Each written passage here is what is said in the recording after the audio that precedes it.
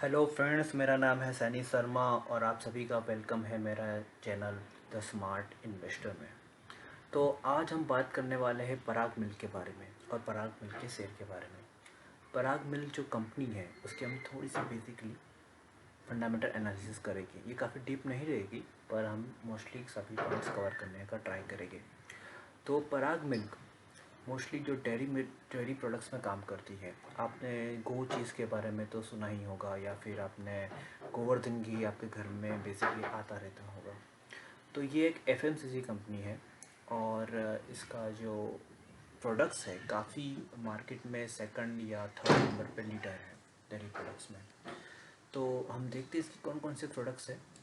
तो मोस्टली सी जो ब्रांड्स है गोवर्धन है, गो चीज़ है, प्राइड ऑफ काउस है। इवन मैं आपको बताना चाहूँगा कि सिंगापुर में भी ये प्लानिंग कर रहे हैं मिल्क के डिस्ट्रीब्यूशन का। और टॉप अप है इनकी अनदर ब्रांड। तो गोवर्धन और गो चीज़ तो काफ़ी फेमस है इंडिया में। हम इसके शेयर के बारे में देखते थोड़ा सा। तो इसका जो 52 वीक लो है 48 रुपीज़ है। 48 रुपीज़ इसने हिट किया था मार्च के महीने में, जब हम सभी को जानते हैं लॉकडाउन की सिचुएशन थी और कोरोना की प्रॉब्लम्स की वजह से। और 52 वन वीक इसका हाई है 177। हाल ही में ये थोड़ा हाई चल रहा है 113, बिकॉज हाल ही में एक न्यूज़ आई है कि प्रमोटर्स ने, कंपनी ने एक नया प्रोडक्ट लॉन्च किया है। इसके चक्कर में ही ये प्राइस है थोड़ा सा हाई हुआ है। तो इसका जो अभी प्राइस चल रहा है 113 चल रहा है। हालांकि ये अभी 113 नहीं 106 है आई थिंक। मैं आपको बताता हूँ 108 के वन आसपास चल रहा है इसका अभी, सॉरी 106 के आसपास चल रहा है इसका प्राइस अभी। तो ये जो कंपनी है बेसिकली डेयरी प्रोडक्ट्स में बनाती है, तो मुझे लग रहा है ये कि आने वाला जो टाइम है वो एफएमसीजी के लिए बहुत ही अच्छा है। क्योंकि डे बाय डे जो रूरल डिमांड्स है वो बढ़ती जा रही है और कंजप्शन भी बढ़ते जा रहे हैं। तो अभी ये 9.58 के पी में ये चल रहा है। हालांकि इस कंपनी का आप ट्रैक रिकॉर्ड भी आप देखोगे पीयर्स का, तो ये बेसिकली आप देखोगे तो इसी में चलता है 9.87, 8.5, 8.6। जब ये मार्च के महीने में 3.8 को भी हिट किया था ये, आप देखिए। तो मतलब इसका एवरेज भी ये 10 के आसपास है। बट हाल ही में इनका थोड़ा सा जो प्रोडक्शन है वो तो सही हो अभी बढ़ा है, क्योंकि लॉकडाउन की वजह से हमें प्रॉब्लम झेलनी पड़ी थी इस वजह से।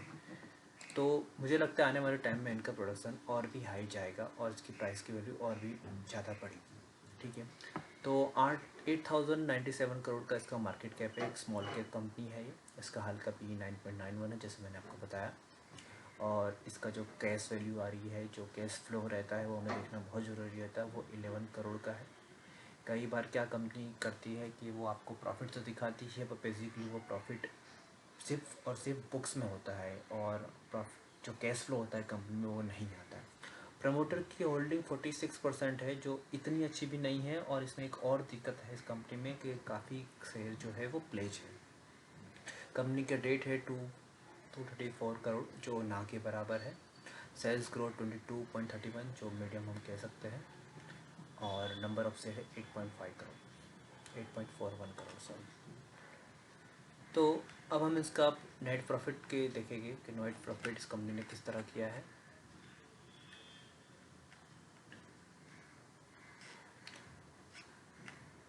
तो आप देख सकते हैं नेट प्रॉफिट 2015 में 36 करोड़ था, उसके बाद बढ़कर 52 करोड़, उसके बाद 17 में ये माइनस में चला गया था, फिर वापस ये बढ़कर बढ़ा था 18 में 78 करोड़ और 19 में 114 करोड़, राइट।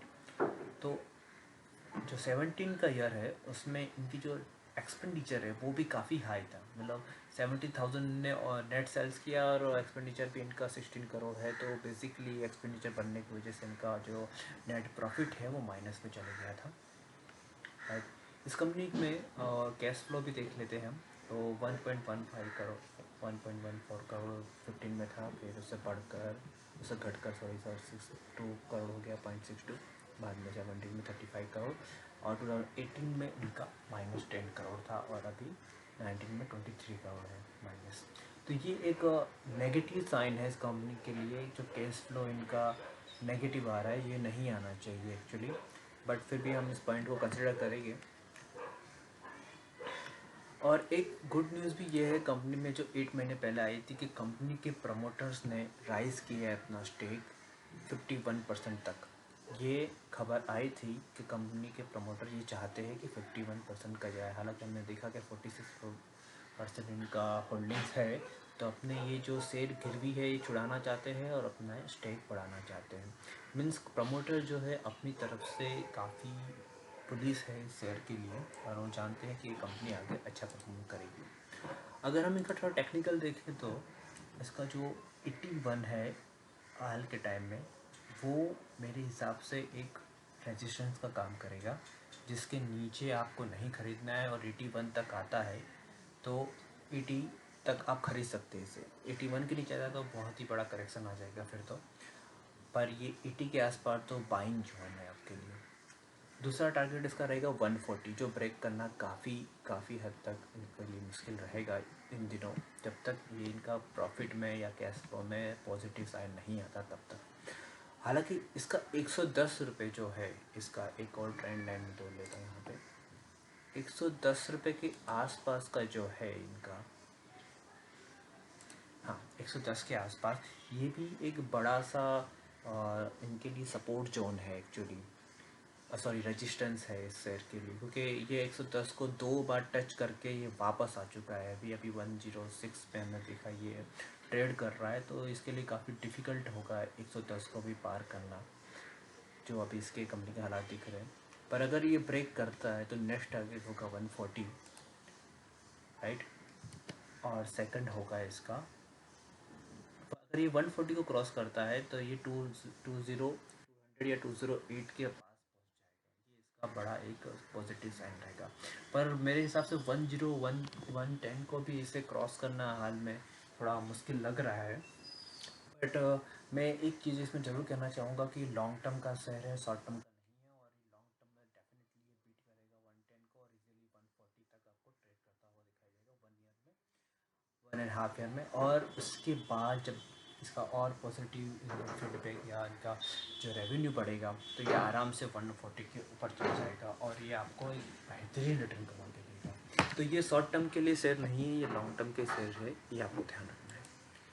इसके थोड़े पॉजिटिव और नेगेटिव भी देख लेते हैं हम। देखिए आप, जैसे मैंने आपको बताया कि ये नेगेटिव है काफ़ी अगर आप शॉर्ट टर्म के लिए करते हो, पर अगर आप देखिए लॉन्ग टर्म के लिए तो ये माइंडली पॉजिटिव है, right. near the long term is very negative, and for the near the short term is very negative, for the long term is very positive। तो ये बात हमें ध्यान रखनी है। तो मेरे हिसाब से पराग मिल जो कंपनी है काफ़ी बढ़िया है। इसकी हम शेयर होल्डिंग भी देख लेते हैं। तो इसकी प्रमोटर होल्डिंग जो है वो 46% है अभी। जो एक अभी भी नोटिस करिएगा कि इनकी प्रमोटर होल्डिंग भी अगर हम लास्ट 1-2 साल की बात करें तो बढ़ती जा रही है, 45 से 46.20 हो गए हैं। म्यूचुअल फंड ने वो अपनी होल्डिंग बढ़ाई है, इवन डोमेस्टिक वालों ने भी डोमेस्टिक स्टोर वालों ने भी अपनी होल्डिंग बढ़ाई है, और बहुत कम गिराई है, और फॉरेन इंस्टीट्यूशन ने भी अपनी गिराई है, सिर्फ रिटेल ने बढ़ाई है। तो ये एक बाई जोन ज़रूर है, इंटरेस्ट वैल्यू से कम में ये कर रहा है। काफ़ी अच्छी कंपनी है, मेरे हिसाब से इसे बाय करना चाहिए, बट इसे 100 के बिलो ही बाय करना चाहिए, मेरी ये रिकमेंडेशन रहेगी। 80 तक आप कर सकते हो बाय, 80 के नीचे जाता है तो थोड़ी दिक्कत वाली बात है, फिर भी आप एवरेज कर सकते हो। पर 100 के ऊपर बाय करने का कोई मतलब नहीं होता, क्योंकि ये लॉन्ग टर्म का शेयर है। अगर आप लॉन्ग टर्म के नज़रिए से करते हो तो मैं आपको सलाह दूंगा 140 तक आप जा सकते हो बाय के लिए, उससे ऊपर नहीं। एक और बात बता दूँ, ये सिर्फ एजुकेशन पर्पज़ के लिए, आप मेरी इस वीडियो से देख के या मेरी सलाह से आप कोई भी शेयर परचेस ना करें, अपना माइंड ज़रूर अप्लाई करें। Thank you very much.